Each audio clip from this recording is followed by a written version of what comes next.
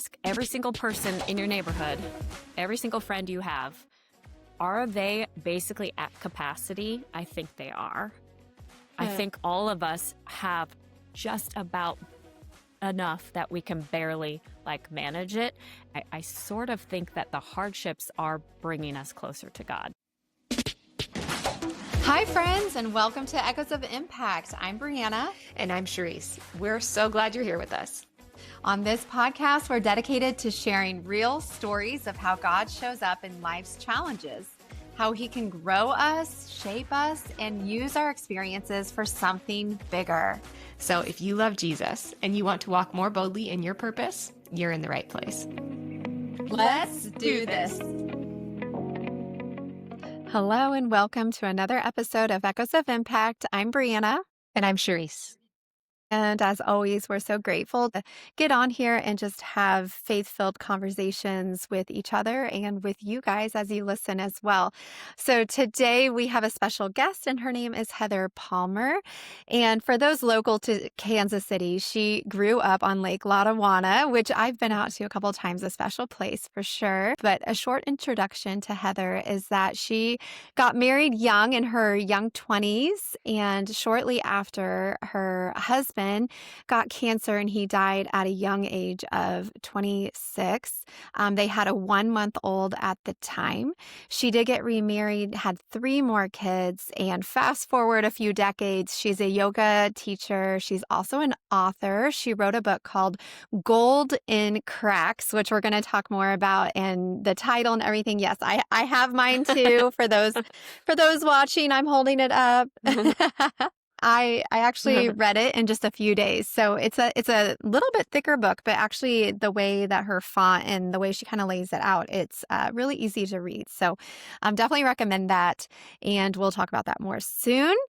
But in short, though, the book is just about resilience and how life's challenges can be an invitation, even a gift to our growth. As we kind of go into Heather's story, I do want to give a quick trigger warning. There is some that we'll talk about loss, like the loss of her late husband.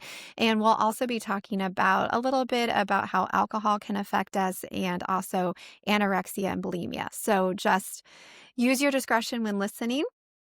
But before we get into all of that, we start every episode by asking the same question. So Heather, welcome. Thank you for being here. And the first question is, what does living out your purpose mean to you? Thank you for having me.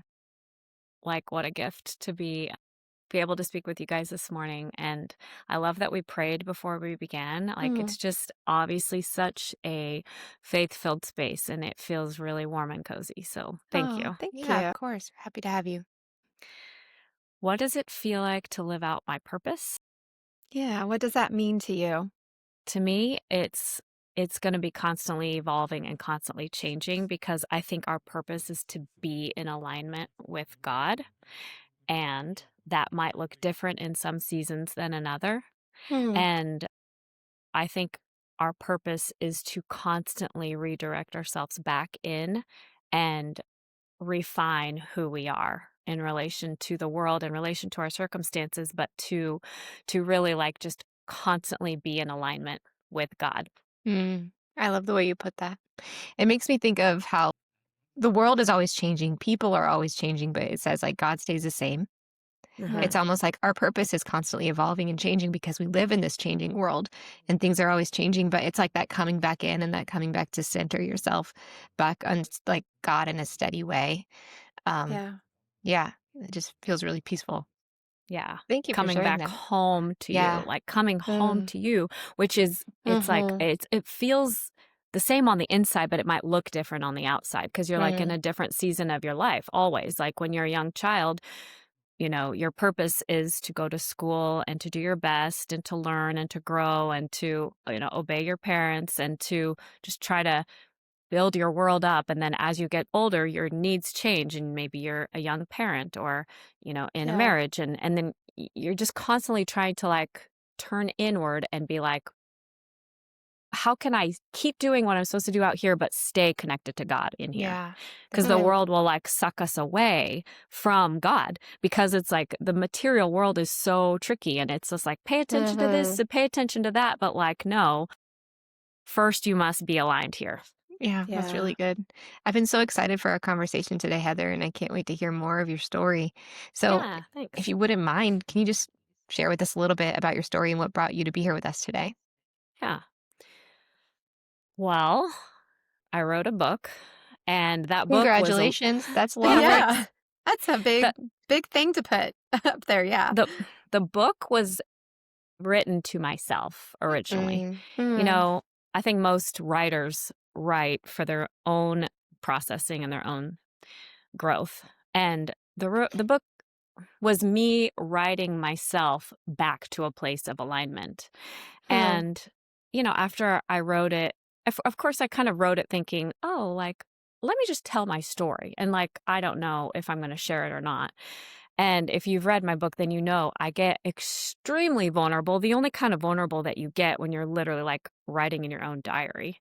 And Mm.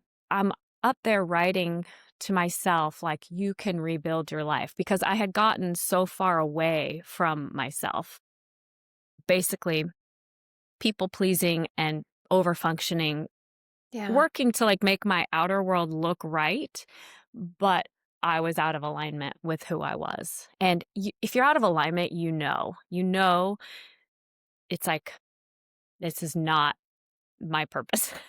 And so Hmm. I feel like my story ends there. That's where we are right now. But like, if you want to go Mm. back in time, Yeah. you can see, well, I had this idyllic childhood. I didn't have like a terrible childhood. I had a childhood filled with faith and love and family, and uh, I have nothing to complain about. And I feel Mhm. like the messaging I got was just do the right thing and everything will work out for you, right? And Mhm. so I was a really good girl. I got good grades, and Mm. I was on the dance team, and I was homecoming queen. Like, people liked me. I'm nice, I'm sweet, I'm a good person. And so it's like, okay, well, if I just keep being a good girl, then everything good will keep happening to me. And that's not exactly Mm. how it happens. It's like I got Right. married to my first husband, Bill, when I was 23. And we had this perfect, idyllic little relationship, and it's like Mm. everything was supposed to be happily ever after, and Mhm. that's not what panned out. Like, then he got sick, and why would he get colon cancer when he's 23 years old? Like, there's no reason. Like, what? That's not how karma works. It's like, oh, it's so good, like, why would I just, it's like, that's not how it Yeah. is. And so really what happened was, it's when we had to go through these like trials of going through cancer when you're really young. And for us, it was especially challenging. I just think it was especially challenging because we were raised in, both of us, in Christian Science household, meaning Mhm.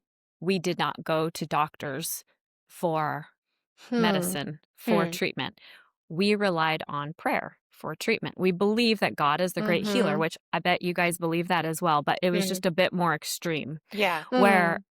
when he more so than I, because he went to a Christian Science high school and college, Hmm. he was much more immersed in the idea that that was the only way. And where I felt a Mhm. little more open-minded to like, well, yeah, but you can pray and seek medical treatment. So Right. Yeah. to me, Right. that was like, that's okay. To him, Mhm. it was something he felt a little bit ashamed of. And so we didn't Hmm. tell anybody. So then he's going through all these medical treatments, and he's doing that. We're doing that alone. So that was really hard. Mm. Like, secretly, like, you weren't telling people that he was seeking medical attention? Or that he had cancer. Yeah. Or It Wow. that was he even like, had so we cancer. had no Okay. support, Yeah. really. Yeah. Finally, we tell our parents, and we had support from our parents. But just going through that, like, I felt so alone, and like, why is this Yeah. happening? Because it's like, well, I thought we did everything right, you know? Right. Yeah. It sounds very We didn't isolating. even we didn't even party. Like, he had Mhm. a good job. Like, we prayed, we went to church, like, why would this happen to us? And so it really what happened when and I chose to like go through in vitro fertilization to get pregnant at that time. So like I've Mhm. just had a lot of like intense things, like I lost my first husband to cancer, also did in vitro to get pregnant. So then I'm a single mom because Mhm. he died when she was 1 month old. And so becoming a single mom was my choice really because I was faced with like, do you want to be a widow or a single mom? And to me, Mm. it was clear. Like they made me go through this like therapy session at the in vitro fertilization place. They're like, Mhm. "Sweetie, do you know that you're going to be a single mom?" And I was like, "Yeah, like I know, but what are my options?" Like it felt better Mhm. than Being because I alone. wasn't well, I wasn't like all the other 26-year-olds. And so I I feel like they're all like, "What are we doing on Friday night?" And I'm like, "But what happens to our soul when we die?" Like Mm. Mm. it sent me on this deep spiritual path where Yeah. I was so curious, like, where is he? So then I feel like I have a lot of experience with after somebody you love that fills a big role in your life when they die, like you're left with this hole and you're Yeah. just like, you just can't stop thinking like, but where are they? Because they're Mm. not just poof gone, but where are they? Yeah. To me, it kept Mhm. feeling like he was like in California or Mm. something. Like Mm. he was across the country and I couldn't Mhm. talk to him now, but I'd be able to talk to him later. And then I would just have these waves of like grief wash over me like I'm not going to talk to him. Like I don't know. I had this whole year where I just was coming to terms with what it was like to actually lose someone. I hadn't even lost my grandparents yet. Yeah. Oh, wow. Yeah. So Yeah. I had this baby and she really kept me very present and kept me moving forward. And a lot of people like to think like they want to make me be this like saint or something like, "Oh, you wanted to keep a part of him alive." Like, Mm. okay, that was a side effect of it, but no. I wanted to keep building, keep growing. Like I knew I wanted to be a mother. I did not know if I would have Mhm. that opportunity again. Okay. And I Yeah. thought, "No, I'm ready. The love is here. Let's do this." And I struggled a little bit with doing in vitro because that's not how I wanted to get pregnant, but when it came down to it, it just felt right. I had to do a lot of feeling my way through, even back then, but I do a ton of that now. But Mm. even back then, like, I had friends and family members tell me, "Don't do in vitro Mm. Mhm. with Bill. Like, he's not well. Like, what are you thinking?" And I can't explain it, but it just felt like the right thing. And it was Yeah. the right thing, like, obviously. Yeah. Mm. And so I felt like it was such a big gift to be given the opportunity to be a mother and then to be a single mother was wonderful. My family is very supportive and then, I I think it's because I wasn't like hinging on the fact that I have to be a mom, I have to be a mom. Like I already had everything. I feel like that allowed me to keep moving forward in my Mm. life. I Mhm. wasn't lacking. I felt and like I said, I went through a deep spiritual awakening. That year after he died, I'm thinking, where is he? And I just had to come to my own realization that like he's here, but I just can't see him and touch Mm. him, but I feel him and that's enough. Yeah. Mm.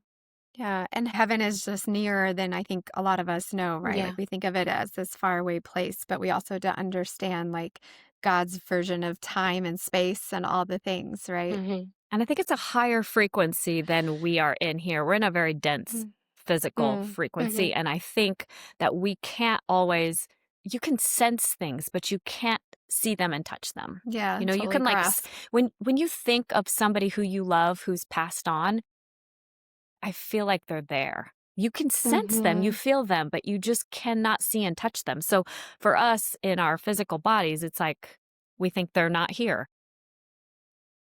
I just have this sense that they are. And I Mm. Yeah. think it's like deeper than we can understand. Sure. Like the same way, like, God is with you, but you cannot see, touch, or feel. Right. Yeah. But then It's a sometimes you faith. do have a sense of it. Yeah. I Yes. want to pause you for a second because you've made a point a couple different ways that I think is really important for our listeners. It's a theme that we've heard a few times. And it's a bad theology. Not saying you're bad in feeling this way. I think as humans, we all have to go through this journey. But it's a bad theology of if I'm good, good will follow. You even use the word like karma, right? Mhm. Like the whole what goes around comes around. So if I just put good energy out there and do the right things and be good to people, then my life will be good. And while there might be like some truth there of like living rightly, and that does help our lives in a lot of ways, the bad theology is that God and the Bible actually says, like, in this world, there will be troubles, and even says, if you're going to be my disciple, it's going to be hard and trials are going to come and you're going to have to pick up your cross and follow me, right? He even warns that the Christian life might end up harder in some ways in this side of heaven, and we're asked to embrace it to a certain extent and lean into him during those times. So I'm curious for you, as you kind of started to see that theology unravel a little bit for you, in what ways, when you were going through kind of your spiritual journey, were you able to dig into God and your faith in a deeper way? I think exactly what you said is what I started to realize, that this isn't heaven here. We're not here to have everything be easy and Mm, perfect. And that is kind of the messaging that we get, that yeah. if you just do things right, then things will be easy for you. But I just don't see that happening. In fact, I think that we're here for the hardships. I think that Right. if you were to, you know, ask every single person in your neighborhood, every single friend you have, are they basically at capacity? I think they are. I Hmm. think all of us have just about enough that we can barely like manage it until it's like we're just given enough so that we can have these hardships. And I sort of think that the hardships are bringing us closer to God. Mm. If we allow them to, Right. right? I mean, it's a choice. Yeah, I think that God allows things so that we may choose him and choose to get closer to him, right? I do think there's always that opportunity there, and we have free will. So we Mm-hmm. don't have to lean into God. We can lean Right. into the material world. And right. most of us, we try that out, and it's just human, and it's so natural, and it's okay. Right. Hmm. And Right. there's nothing wrong with any of it. But my life changed the moment I understood, I think it's supposed to be hard. So let me stop running from things that feel Hmm. hard, and let them teach me. That's a big May shift right there. Like, just Yeah. to Mhm. repeat that, let me stop running from the things that are hard. And instead, if I pause and say, what is this trying to Hmm. teach me? There's a lot of numbing that we do to run away from the hard. But I think Mhm. the numbing is a place that you can really get stuck and then become desensitized to the world and the things that are supposed to bring us joy and the things that are supposed to, like, we're supposed to conquer hard things. We're supposed to get on the other side of it and be like, wow, like, look what I overcame and look how much Yeah. I've grown. I can't believe you haven't read my book yet, because it's exactly what I talk about, is the numbing and the Perfect. distracting. It's all there is out Oh, there. I read And it.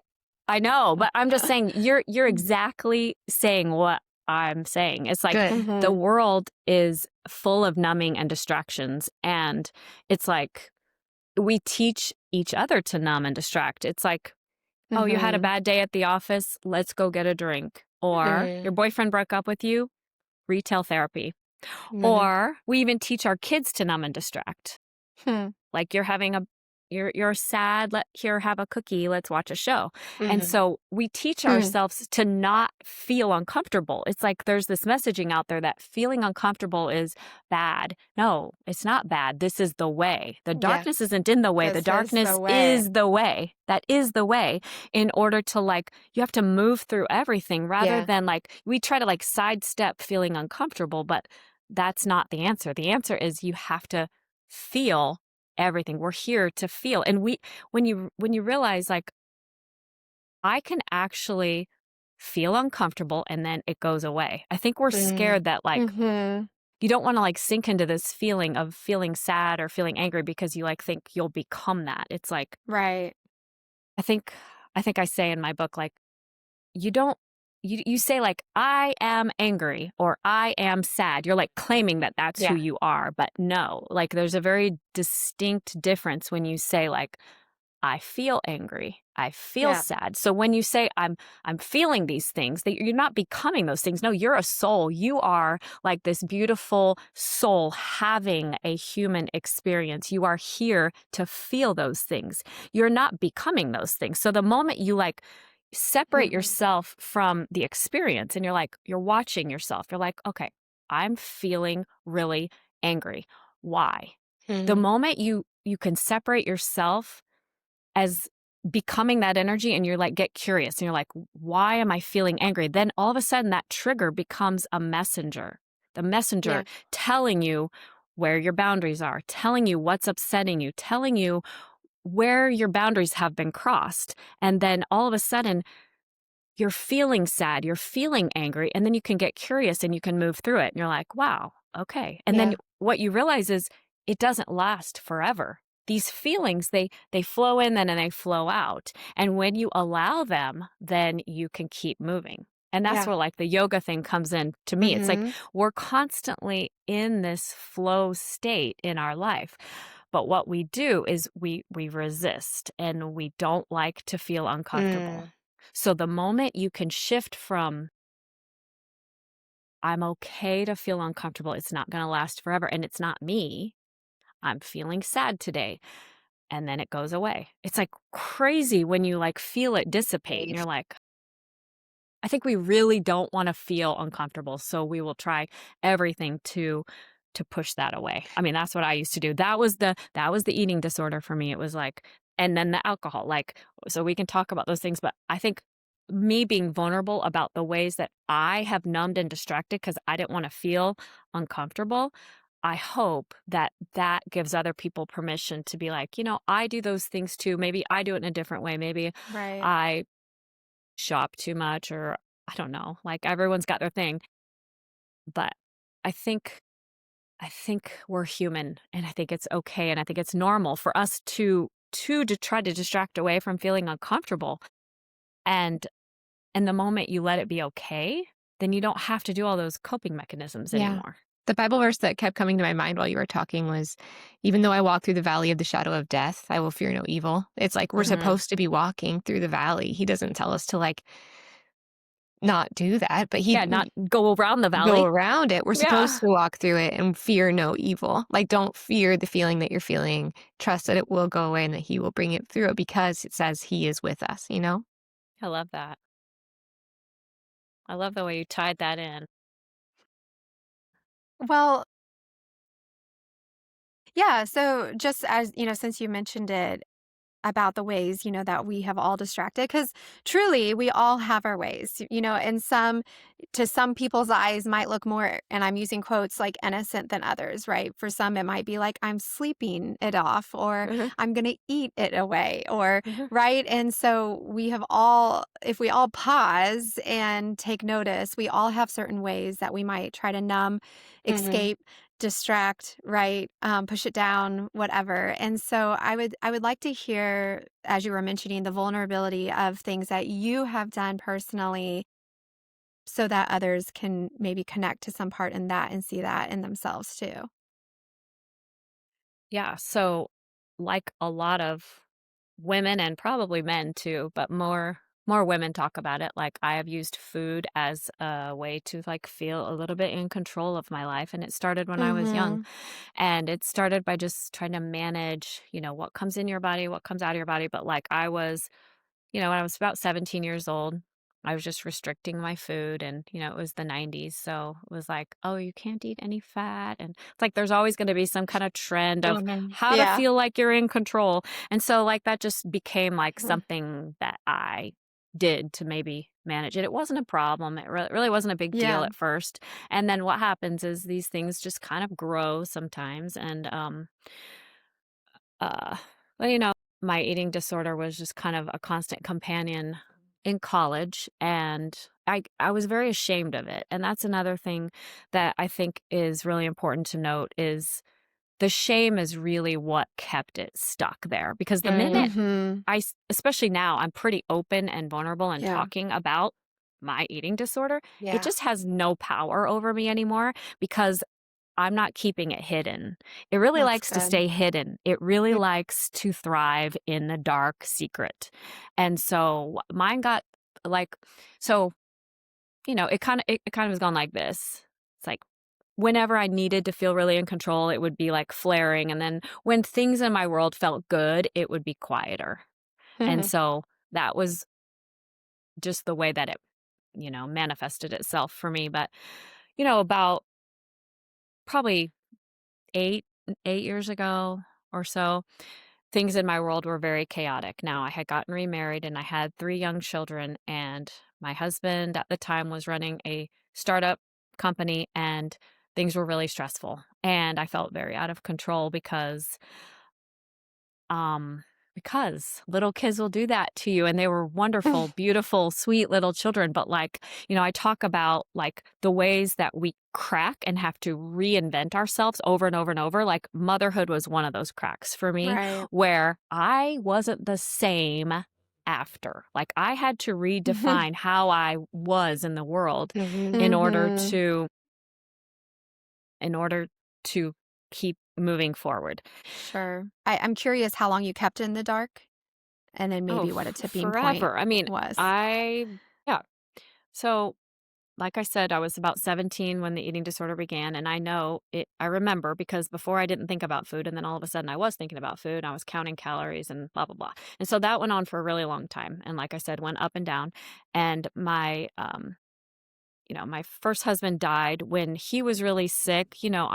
I can't even remember, but I'm certain I was restricting and trying to feel in control a little bit somehow. But at the same Mhm. time, I really wanted to have a baby. And so I knew I had to eat and I had to feed my body and I had to.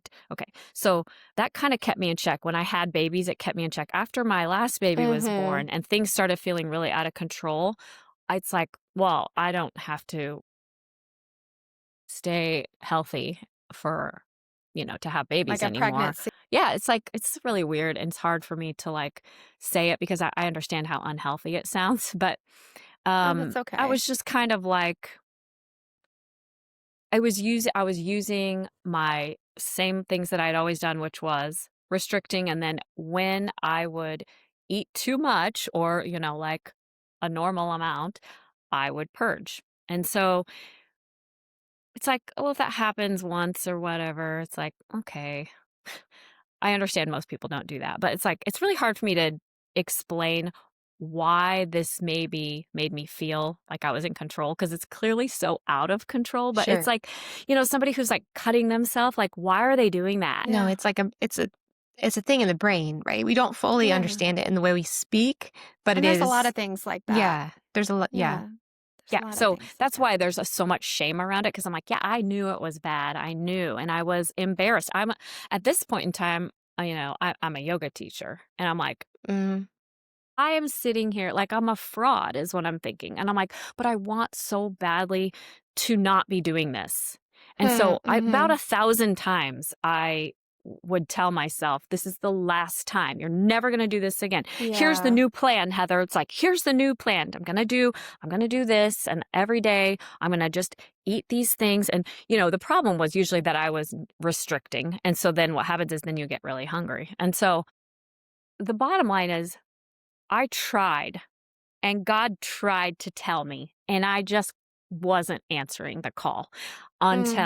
Yeah. until I got so sick that I was broken. And so that's mm. my theme is just like I broke again. I just kept Yeah. breaking and having to rebuild. And so this one it was like I tried so hard to hide this crack. Like I'm just, in shape and I'm this healthy person. No, I wasn't. I was not healthy at all. I was in a very bad place mentally.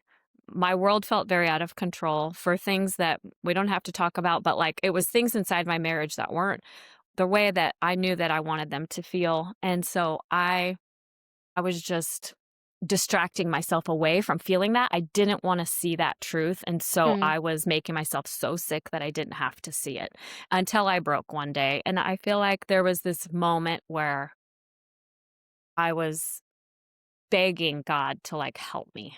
And God's like, Mm-hmm. hello, I've been here all along, right? I've always been Mm-hmm. helping you. But Yeah. there's an internal surrender that has to happen. Mm-hmm. You know, Yeah. have you ever helped like a young child float on their back in the water? And you're like, just relax, I got you. Yes. And the child is like grabbing your arm and they're like, they don't think they can float in the water. The only way they're going to float is an internal shift. That Yeah, child that's good. has to internally surrender. That's the only way to be held by the water. Right. That's good. Yeah. So As, that's like the internal shift that has to happen in yeah. order to let God hold you. As you were talking, I was thinking of the verse, like, in my weakness, you are strong. And for me personally, like in the past year to 2 years, I feel like I've been having to learn a lot about self-sufficiency.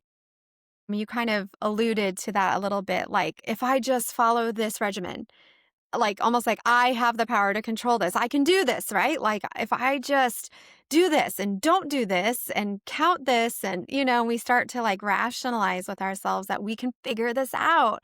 And so I love that you even mentioned like you had to have this moment of I guess I can't do this on my own. And that's exactly like there's no shame there or there Hmm. shouldn't be, because that's actually exactly where God wants us. He Yeah. wants us to get to the end of ourselves. He What wants if I us to had to say, break? Right. yeah, He wants us to say, okay, God, I've tried it my way. I've Yeah. tried to figure this out on my own and I can't, and I need you. And that's actually a really beautiful place to be rather than a place that, should carry any shame. So I love that He got you there. I know you also mentioned, having support like in a coach and things like that. Were there other things as you began to kind of have that shift and getting healthier and kind of moving forward? Were there other even practical things that helped you? Well, I'll tell you, it was that internal shift that Mm-hmm. that propelled me forward into everything. Because without the internal decision Mm-hmm. that I Yeah. was going to heal and I was going to surrender and I was going to let God lead me instead of me thinking that I had all the answers and I knew the way and then pretending like God was like my support buddy. No, I like Right. literally had to let go and let God lead me. And moment that Yes. happened, that was an internal shift.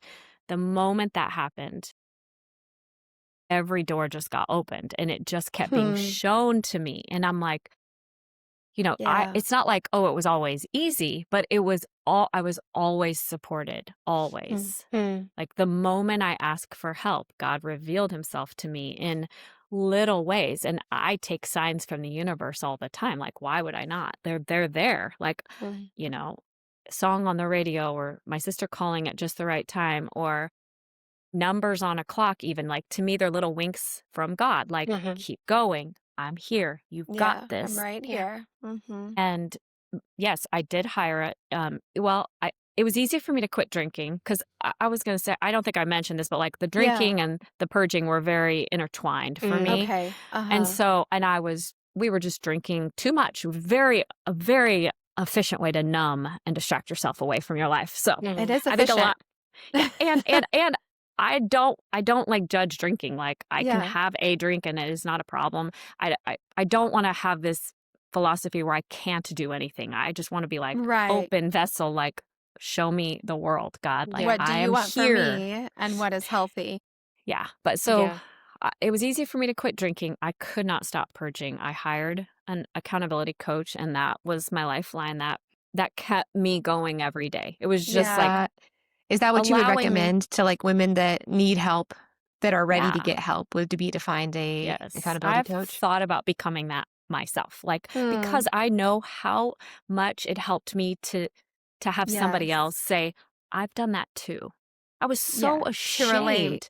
And the Sure. shame kept me stuck. And you mentioned that a lot. I want to just cut in really quick, if you don't mind. Shame is actually where sin like festers and lives and lies. And Right. eating disorders they feel so foreign to us, but they're not unlike other sin where we want to Right. just shame them and hide them and cover them up. Mhm. You know Yeah. what It I all mean? has the same patterns. Yes. To me, it's very embarrassing. I do not. So that was probably the hardest part about deciding to publish my Mm. book. I'm like, I'm putting this out Yeah. there for the world. Hey, I really suffered with this and I just I couldn't control it. I tried. I Mm. couldn't. Like, it was a God thing. God helped me through this challenge. And the reason I did that was because I just think the world needs more of this. I think the world needs more Yeah. vulnerability, more Mhm. Yes. authenticity, and more people standing naked in their truth and saying, hey, I've suffered and I have struggled and I made it out. And if I made it out, then you can too. Trust Preach. me, follow me, listen, follow God. Like, this is the Yeah. way. And Mhm. so I definitely think that was a huge part, was like just surrendering, trusting, and like letting all the support flood in because it was there. That's good. Can I ask if you've found that the vulnerability makes other people uncomfortable? Mm-mm. No, it makes people I feel don't. more comfortable. I I expect more like people to be like, oh, Yeah. I don't get that at all. Like, people Good. are very like, wow, Heather's suffered with bulimia. That sucks for her. I didn't think Mhm. that about her. Like, she seems like she's got it all together. So your shame and your lie was telling you that people were going to shame you for it, but really, actually, Yes. you coming forward, people are like, "Oh man, I'm so sorry." Well, and people do shame you for it in a way. Like, the people who love you, I mean, this is hard to explain and it'll be hard for like family members, but like the times that I had gotten caught or something, you know what people say is, Heather, you can't do that. That's so bad for you. You have to stop. The same way, like maybe an alcoholic is told by their family members, Sure. this is going to ruin your life. You have to stop this. Like, Mhm. this is making you sick. It's ruining everything. They know that. Yeah. Like, I knew that. I Mhm. couldn't stop. And so what helped me was to have someone say, I get it. You're not broken. Like, Mm. it's hard, and I believe in you, and you can overcome this. I've overcome this. You can too. That's good. That is what helped me over the hump, not shame. Shame keeps me stuck. Yeah. Grace and compassion is what pulls you out of it. And that is why I have so That's much grace and shift. compassion. If someone were to message me on Instagram and like, Mhm. I think they should, if they see this and they're suffering, message me. I will talk to you. I will keep it secret. I will say, listen, I Yeah. understand you're ashamed of this. Talk to me. Let me give you the courage to say, I believe you can make it through one day without purging. And That's Mhm. then good. the next day, I think you can do it again. And then you get a little momentum and you start feeling so confident and you're like, wow. And so that's why I think we're here, is to be vulnerable, support each other, help each other rise. Yeah, that's Yeah. really good, Heather. I'm curious if you have had anybody come to you, whether it's from reading your book or I don't know how much you shared, on social media or anything. Have you had anyone come to you and admit that they've been through this too? Yes. Yeah. And not necessarily asking for help, but making them not feel so alone in it. You feel Yeah. really alone when you're doing something shameful, like making yourself throw up, or like I said, cutting yourself, which I've never done. But to me, it's just a very similar metaphor. It's like, why would you Mhm. do that? Why would you? Don't do that. Right. Don't do that. You don't have to do that. It's like they know that. Right. They don't Yeah. know why they're doing it. They're doing that Mm. because it somehow makes it's distracting them away from something else, to me. Yeah. I mean, that Yeah. was my story. It was like, and to me, when I healed myself, when God helped me heal my body and my patterns, and I'm sure I still have 1,000 more things that I can do to get closer in alignment to like Right. keep rising. But We always will. Yeah. I know, well, if we're doing it right, we're always going to be Yeah. on this growth expansion path, and we're Mhm. always going to be reinventing ourselves and refining who we are. But if I'm Yes. doing it right, then I will constantly be growing and evolving and changing. And I don't know. I can't turn back now. Like, I put my story out there, like, this is not Yeah. hiding anymore. And to Right. be honest, like, it feels really good to be really authentic and not pretend that I have it all together when clearly I don't. Mhm. And But nobody does. nobody It's does. just, again, Nobody everyone has their does. own things, their I own know. struggles or, trials that they're living through or sins that they're battling and sometimes it's even a thought life. And we know how thoughts can really take hold, right, of us and give us false identity. For some women, maybe they're thinking, oh, I don't have a sin, quote, sin in my life, but they're talking to themselves awfully, right? And they're not seeing themselves as God sees them, which is not in alignment either. Yeah. Oh, Yeah. I gotta get something so I can show you. It's gonna take 2 Okay. seconds. Back. Here I am. Okay. So this is this is the the book is called Yes, Golden I Cracks. wanted to ask Yes. you more Okay. about that. So show us. Yeah. So And for then those give good descriptions since some people just listen. okay. So Yeah. I'm holding up a bowl that's white, but it's clearly been broken and it's cracked and it's been put back together with golden glue. And so this is a Japanese art form called kintsugi. And kintsugi is the practice of repairing broken objects with gold. Now, if Hmm. I broke a little white dish in my house, I would probably throw it away. And I Right. think that's kind of the philosophy we have here in the Western world, which is like, Mhm. well, we need it to look perfect. And so if it's not perfect, just get rid of it, hide it. We don't want the world to see it. Mhm. So for those women, like you were talking about, that maybe have something, maybe it's not as horrible or as shameful as my stuff, or maybe maybe it is. But like for those people who feel like they're broken and feel like my story I just have to hide that or it's over, Yeah. I just want to introduce this concept of repairing things. And when you rebuild and you put something back together and you don't even try to hide the cracks, you actually highlight the cracks. So Highlight this them. is That's good. this is me showing you that like I've broken multiple times in my life and I've patched myself back together just like you have, just like you have, just like Yeah. every listener has. Right. But we Mhm. aren't necessarily proud of those things, but maybe we should be. Maybe the cracks Mm. aren't flaws in our story. Maybe the cracks are the story. Maybe the hardships are the story because this is the way that Mhm. we let God's light in. And Mhm. so like it's like so beautiful because like you can think of these golden cracks as like God's light and it's coming in to mend, repair, to heal and to give character to what you thought was an ugly story. It's like, no, heck no. I would rather have this bowl than a plain white bowl because this bowl has character, it has depth, and it's Yeah. really interesting. And this bowl has a story, just like every listener out there has a story. We've had hardships, and we've persevered through them. So the persevering through them, that's the gold in the cracks. Mm. I That's want It's to just a good. say something reframing. along those lines because in the Bible, like, okay, so if I were to ask you, as a Christian, how do you develop good character? Okay, like to have a good character. I think kind of a Sunday school answer you would get is just like, do the right thing, be a good person, like, don't sin, ask for forgiveness, right? You would get like answers like that. But I want to read this.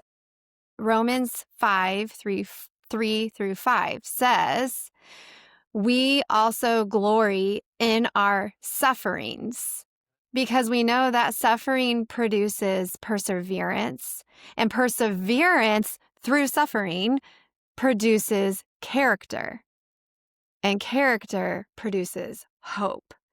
And so it's not that, there is a place for like when we are abiding in Christ, that we are being renewed, that a fruit of that would be living more rightly. But at the same time, to your point, we discount sometimes how it's actually in the suffering that character is built, Yes. right? But also that we have to lean into it. For some people, right? Like, we crack, and the more that we try to hide, the more we feel the shame, the more we keep it isolated in the dark, secret, whatever that looks like for the listener. It's not given the opportunity to have the gold painted over it. And it's only when things come to light, there's so much in the Bible about things coming to light. That's where we're no longer isolated, but we're embraced. And that's where God can paint the gold, is when we do surrender and hand those cracks over to Him. Yeah. And I just think it's like I have 4 kids. The only thing I want to do is make their life good and easy. And it's like, that is not going to serve them. Like, have you Right. ever met an adult who's interesting and you respect, and they're this, like, just think of some elder, right? That hasn't been through hardship. No way. They Yeah. all have. We're going to go through hard things. And it's like, those are initiation into growing and expanding into this beautiful version of ourselves that keeps evolving. And so it's like, we're just keep leveling up. And the way you level up is to go through hardship, to go through challenges, and to persevere and let God like lift you. Right. And what a beautiful parallel to parenting too is Mm. God and his relationship with us. He knows we're going to go through hard times, but he wants to be there for us in the same way that, like, when we look at our kids and we know they're going to go through something hard, we don't want them to hide it from us. Right? We Yeah. wanted to bring it to us so that we can help them with it. Yeah.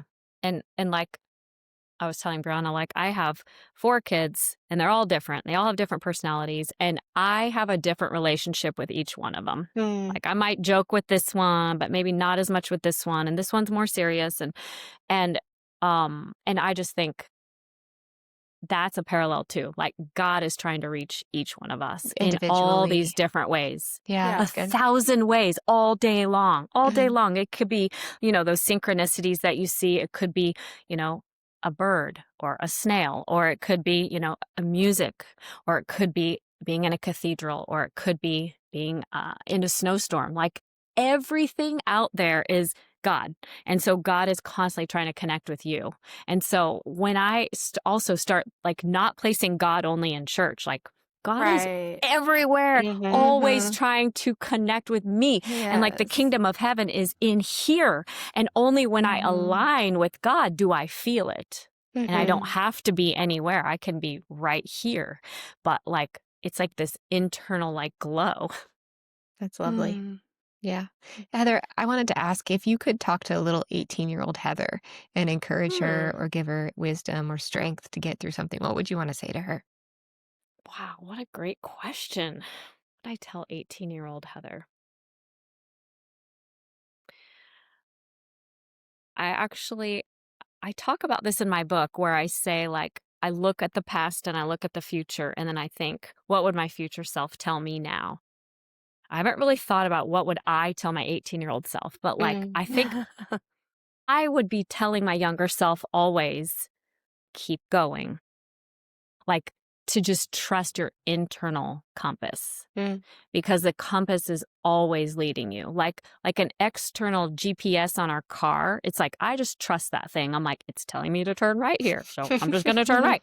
Well, like, it's the same thing to move through life. You have to trust your internal compass. Like, when I decided, yeah, I think I'm going to try to have a baby while my husband has cancer, that was just my internal compass guiding me, because the people out there were like, don't do that. Right. And so, like, I would give myself the permission to follow my internal guide, my internal compass, because that's God. And when I'm in alignment with God, I know the next step. I maybe don't know all the steps, but you don't have to see the whole path. You just have to see the next step. And here's the tricky part. Like, the next step and the next step sometimes leads you into something uncomfortable and something heavy. So sometimes I've made these aligned decisions that have led me into something uncomfortable, but that doesn't mean that it was a wrong decision. You know what I mean? Like, God's not trying to, like, lead us only into, like, easy times. Sometimes we go through the hardships. And so just trusting that everything is for you. Everything is designed for your growth and expansion and the evolution of your soul. Like, what a gift that is, to just trust and surrender that all the things are being shown to you. Yeah.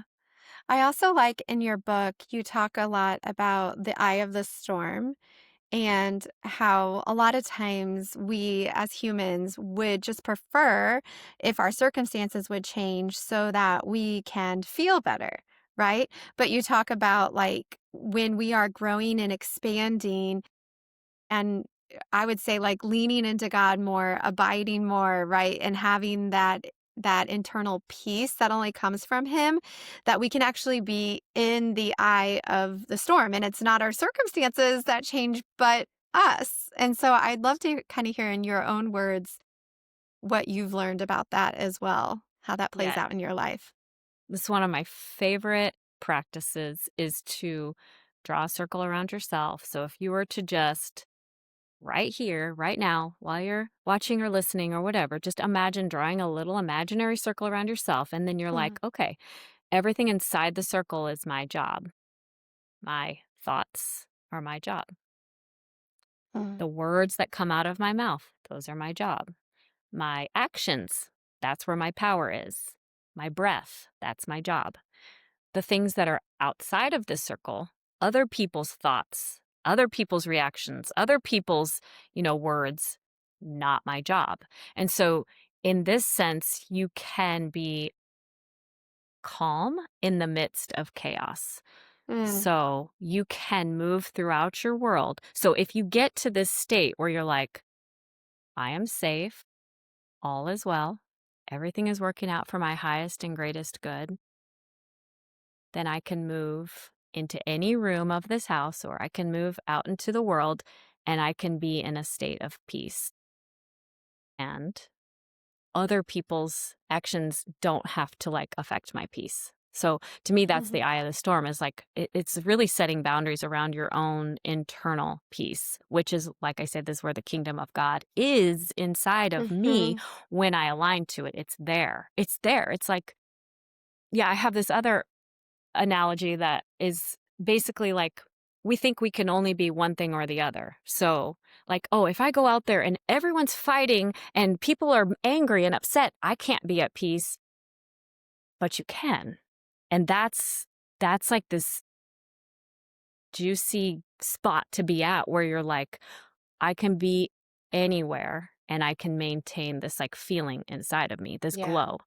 And so if you were to imagine um, a sunny day and the clouds are white and poofy and there's a little bird flying by and there's maybe a little rainbow and everything looks so nice. And then a storm rolls in and you've got all of a sudden there's gray clouds and there's, angry winds and there's spitting rain. And then maybe there's even a crack of thunder and lightning. And it's like, wow, the blue sky is gone. And now all we have is the storm. But that's not true. You and I know that beyond the storm, the blue sky is still Mm, there. So two things are mhm. actually existing at once. You can That's a have good metaphor. blue sky and storm. You don't have to do blue Mm, sky or storm. It's both. It's all of it. So I can yeah, be at peace in the midst of chaos. And if you can feel that truth, that two things can be true at once, you're transcending duality, which is I think what we're here for. It's like everything feels so black and white here on earth. It's like, yeah, this is good, this is bad, this is right, this is wrong.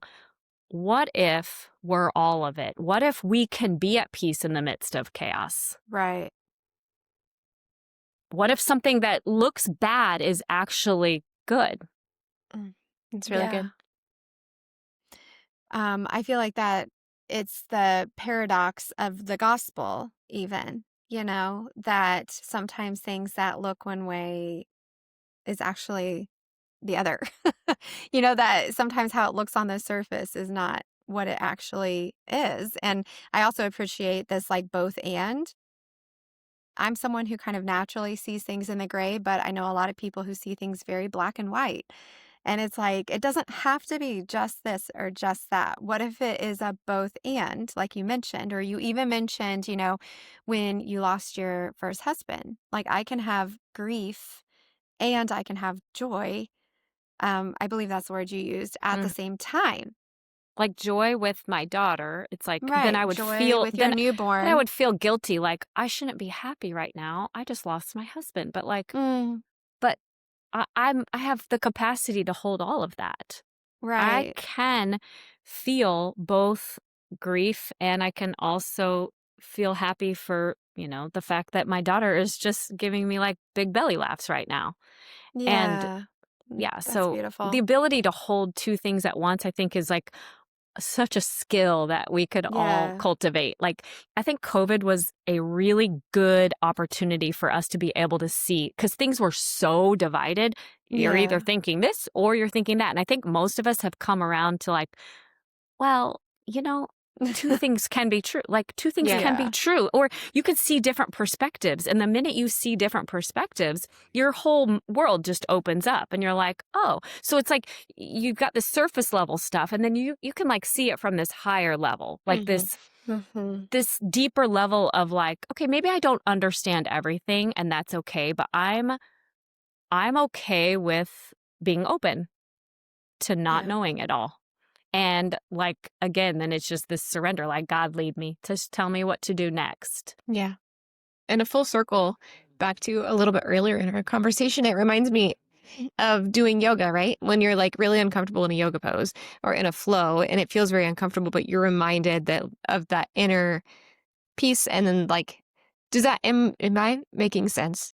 Yeah, I think that's It's, exactly it. it's like So when that. you're like in a flow state in yoga, Yeah. your inhale, lift, exhale, Hmm. lower. And so that's the beautiful dance of yoga, is it gets you into this flow state that we want to have when we're out there at the grocery store, where Right. you're like, okay, I let things come and I let things go, and I don't Hmm. hold on to and grasp everything. Right. And so that the breath is one of the most powerful ways to move energy inside of our body. And so like your breath, like, if when I've felt very anxious and upset and going through these hardships, there's a breath work thing that just really helps me that I'll share with you.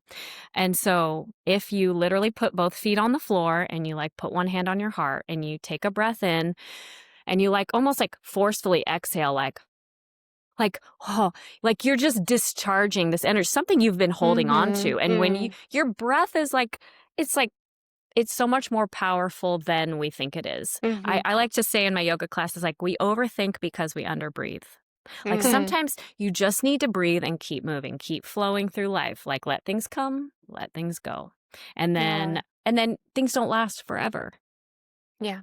I love that you brought up breath today. This is a synchronicity. However you Synchronicity, say yeah. that. Synchronicity of God right here, because just this morning I was in Ezekiel and it was about the valley of dry bones and how God breathed life into them, or he told the prophet or whatever. Anyway, but it's the word ruach. I'm not saying it right. Cherise, You you're are, I better at think. this. Okay, Mm. ruach. But it means breath, wind, spirit. But it is to signify like the spirit of God. And it was used when he breathed life into Adam. And the same word was used when he hovered over the waters Mhm. and created the earth. And then it was used in the valley of dry bones Yeah. when So he, it's synonymous for spirit and breath, or it's synonymous. yeah, synonymous. So Yeah. I love that you kind of used that, because it, yeah, just felt like, wait, I just read this today. And I think that's a beautiful, again, like how we don't kind of give enough credit to the breath. Yeah, well, think about it. Breath is the first thing we do when we're born and the last thing we do before we die. Mhm. And we don't say Yeah. someone is dead when they stop eating or stop talking or, Hmm. you know, close their eyes. We say someone has died when they stop breathing. And so to me, breath is Hmm. this very clear aspect to Life being force. Yeah. alive. Yes, it's Yeah. a life force. It actually is. It's called life force energy. And so, yeah. That's Lovely. good. Heather, I know there's a lot we haven't got to because your book talks about a lot of different things and you've lived a lot of life and all of that. But just for the sake of time, is there anything just like burning on your heart that we haven't got to that you would really want our listeners to hear? I want your listeners to know that they can rebuild from anything. I want them to know how strong they actually are and how the moment they pair with God, they can rise from the ashes like the phoenix. They can literally become somebody new. And if we're doing it right, we will do that over and over and over, rebuild ourselves into the most magnificent versions that we can, and then we'll do it again. And then we're just going to keep rising and like, we'll never get there. That's the other hard part. We'll never get there. Like, if I'm doing it right, I'm going to be evolving, changing, and growing until I'm 105 years old. So I want your listeners to believe in themselves. Also want to say, anyone who reaches out to me, I'd love to have you come to a yoga class if that's something that you're like, that sounds fun and cool. I would love to that. So just reach out to me and I'll make that happen for you. That's good. What a great note to end on. That was lovely. Heather, thank you so much. And just to our listeners, in the show notes, we will have links to her book, Gold in Cracks.